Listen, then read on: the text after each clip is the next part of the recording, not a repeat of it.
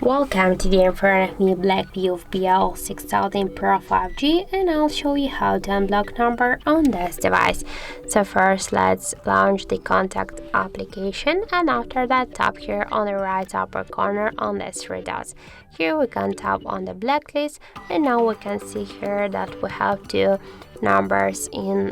block numbers in our blacklist. Just to remove one from these numbers, just click here on the X icon, and after that just confirm your action by click to unblock. Now we can see the message that this number is unblocked successfully. By the same way, we can also remove the second number from this blacklist. So that's it. Thank you for watching, and if you find this video helpful, don't forget to leave a like, comment, and to subscribe our channel.